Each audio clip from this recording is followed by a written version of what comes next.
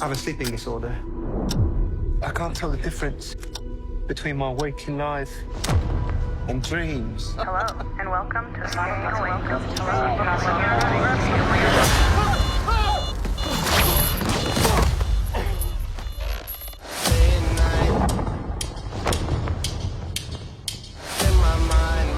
think I'm losing it. We'll catch you on. You're bloody useless, Stevie. Stephen. I can't tell the difference between life and dreams. Thank you. Lost the contact lens. Hope you find it. Thanks.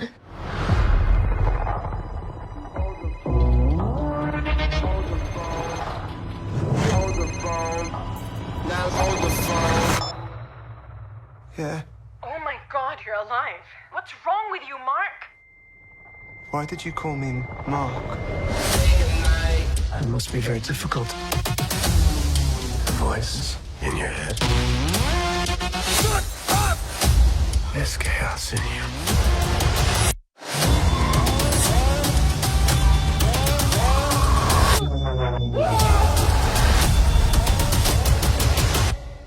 Embrace the chaos.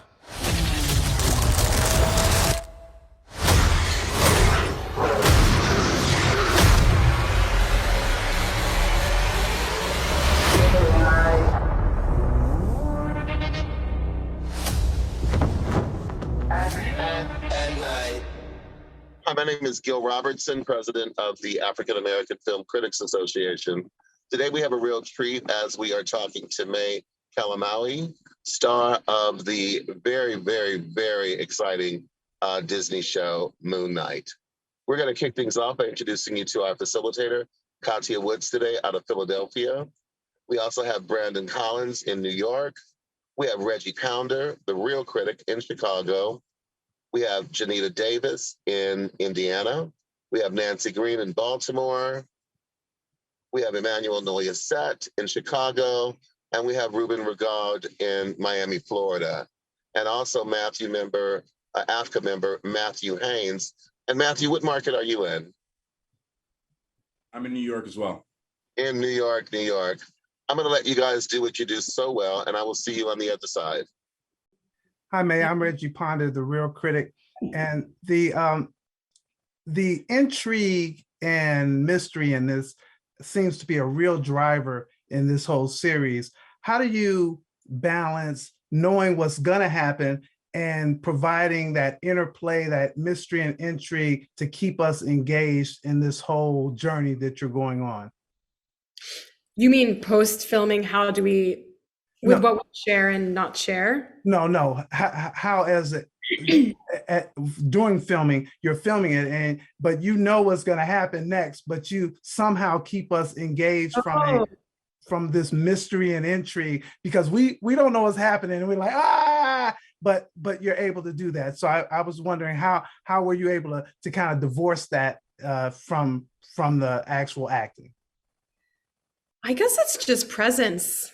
And when you just take every beat by beat and just connect with whatever moment you're in, you're not really thinking of anything else. And that's the only way to do it. Otherwise, you're too aware of what's to come, and then it starts to get in the way of the performance. Hi, May. I'm Ruben from Miami.net. One of the awesome things about the show is Oscar Isaac has two personalities, Mark and Steven, but they both have different relationships with you. One is super close, the other one is basically new. How was that conversation with Oscar on how you're gonna approach with two different characters, but with one person? It's funny, there wasn't a conversation. Oscar did such a good job at embodying the two different characters, and there was a different energy, and I just reacted off of it. There was no intellectualizing or planning or mapping anything out. It just happened because I really felt like I was acting with two different people. Hi, it's Jonita Davis from the Black Cape. I've been reading a lot of your interviews, and you talk about a soft strength that Layla brings, but I've yet to see where they've kind of let you explain how Layla does that. I was wondering if you could like just let us know how in some of the episodes we've seen how Layla's soft strength comes through and how it's different from some of the companions we've seen so far. I feel like there are many moments when, given the circumstance, she could be reacting differently. And it's more about this like observation and curiosity and trying to understand, as opposed to just kind of fighting and try. Like, I don't necessarily have that. There were many moments where I was like, oh, this is really frustrating. I feel like there should be more questions and more inquiry, and it doesn't make sense. They're married. But I realized while I was doing some of the scenes, I'm like, this reminds me of my mom a lot and how she used to deal with situations, even with my dad. It's like, even if she knew an answer, and like how she took it in was non-reactive, but it was very powerful. And I'd watch her kind of hold that energy. And I really feel like it's something that I see in the Middle East. And a lot of it is due to the conditioning and the culture and how women aren't really raised to sort of speak out and express so fully to their male counterparts. And it's changing, obviously. I'm talking about things that were in the past, but we see it. We learn from our parents and our grandparents. But I've seen like a new, like, it's just like a different way that women deal with things. It doesn't necessarily match the way like the man might do it, or men in the Middle East sometimes do it, but they get their way. And so I was like, I would like to bring some of that to her. I also didn't, people are like, you were so badass when you did it. I didn't feel badass at all. I felt like I was so vulnerable and scared as an actor and as the person, as Layla. I look at Angelina Jolie and I'm like, oh, somehow she's gotten this definition of like badass and really hot doing it. I mean, she's really hot, but there's like a slickness, and I'm like, I don't carry that slickness, but I want to be able to show this version that's kind of like I feel like it's just all ironies. It's like slick, but also like spazzy and like this and that, and strong but vulnerable. And it just defies the ideas. And when people are like, you have to be strong, we think sometimes like, oh, I have to be void of emotion. But it's like actually tapping into your emotion and your feelings is the strength. Hi, Brandon Collinson, Media and Popcorn Podcast. Your role in Moon Knight is both emotionally and physically demanding. Could you speak a little bit about your process in developing and training for the role of Layla? Yeah, I trained for 2 months before filming with an incredible stunt team, and I had my personal trainer there as well. And we trained for 3 hours a day. And they would come up with the choreography and we'd work on it. And wherever I wasn't able to do something, my trainer would spot it and be like, okay, this is where we need to work on your fitness. And so that helped me mentally find Layla as well, because I don't fight in my, I don't do stunts. It's not really what I've grown up doing. And it's really scary when you just like see a choreography and someone's like, that's what you have to do. Like the body, just mine at least, just wants to pause and understand everything and talk through it all. And I realized there's no space for that. They don't give you that. They're like, just go, just do it. And if you fall, we'll deal with it. And that ended up being who Layla is. I was like, oh, she doesn't think. She just throws herself into it. And she's been in enough experiences to kind of trust her instincts. And so it was the stunts that informed me on how Layla dealt with a lot of the situations. I'm Nancy Green with Film Critique. And one of the things that I wanted to know was, how do you incorporate some of the Egyptian mythology into how you play the role and the things you know about what's coming up for the characters? To be honest, I, as a person, am not someone who's like well versed on Egyptian mythology at all. And when I came into it, that's when my interest got piqued, and I was like, I'm Egyptian, and I'm so proud that this even exists. And we get to see it in this show with the backdrop of modern Egypt as well. So I don't necessarily feel Layla taking inspiration from that as a character. Maybe in the future, I don't know, I can't really speak to too much, but you know, she's had a bit of a struggle with being in Egypt, and that's why she's out of Egypt. But I feel the more she spends time there, we might see some of that. Hi, Kathy Woods, Couple Soul Show, Philadelphia Tribune.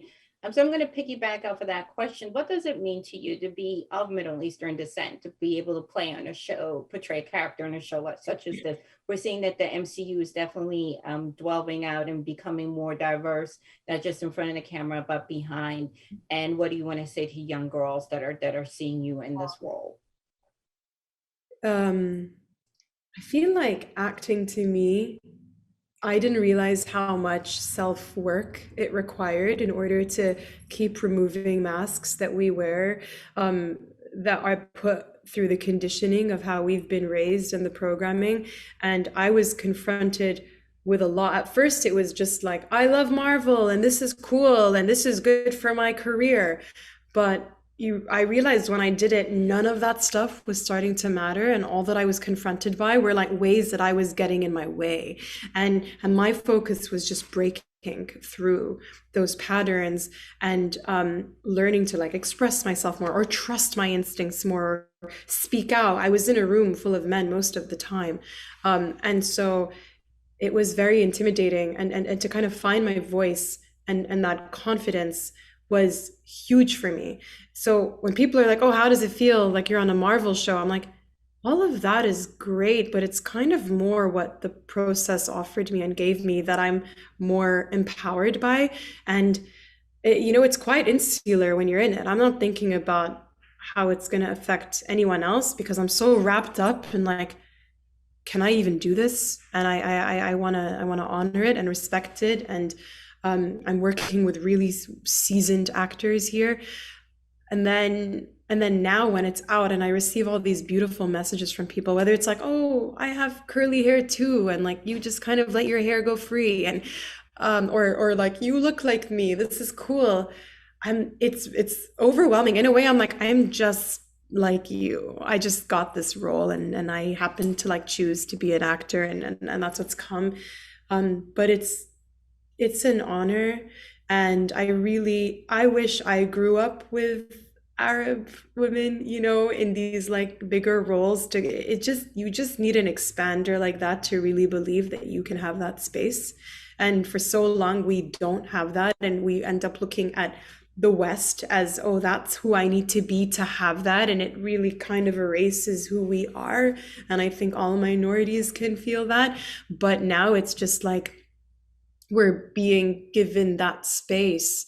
And I invite people who are watching it to just kind of be curious about the different culture, rather than being like, what is that? Or who sounds like that? Or blah, blah. You know, like you see some comments sometimes and you're just like, why don't you just be curious and learn? Because like, not everything you might know is what's out there. You might be surprised, and you will be surprised. It's a big world.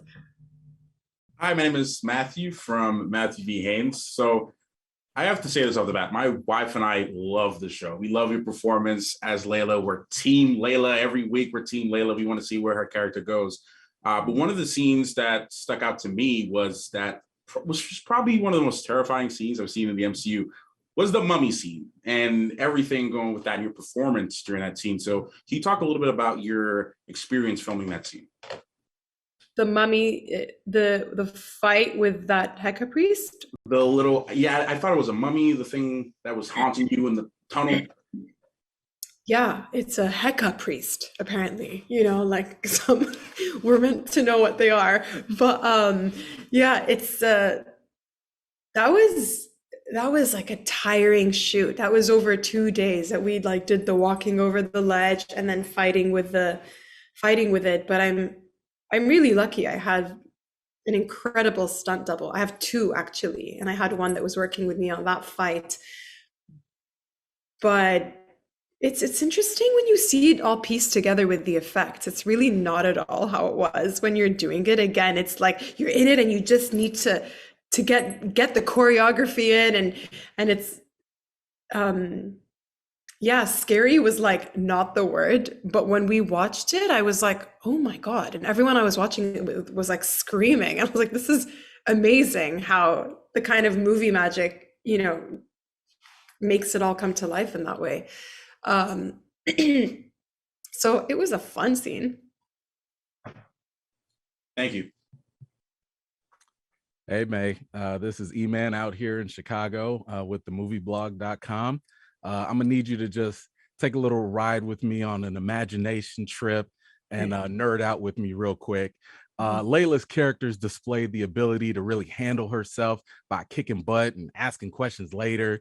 And she's also displayed a strong moral conscience, which makes her a pretty interesting candidate to be an avatar for Khonshu. So if it were to happen, how would you envision Layla as Khonshu's avatar? What would she wear? What would she do? Oh, I feel like they'd argue so much. I just think they see things so differently that would automatically be something that they're like, that's their dynamic.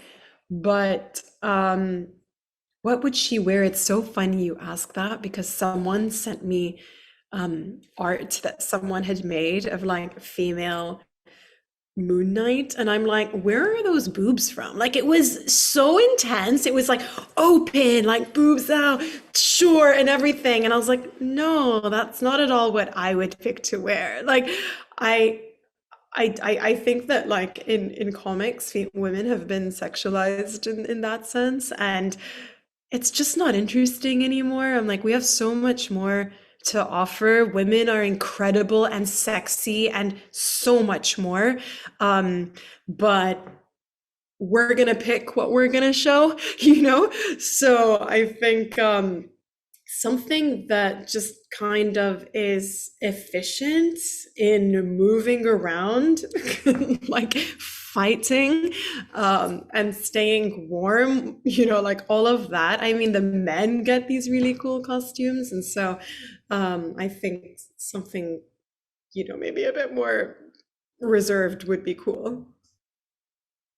All good. Thank you so much. Thanks. May, thank you for your time. We love the character, and we are certainly looking forward to seeing more of it in seasons to come. On behalf of the world's largest group of Black critics, thank you again, and thank you out there for watching this episode of AAFCA Roundtables. Have a great day.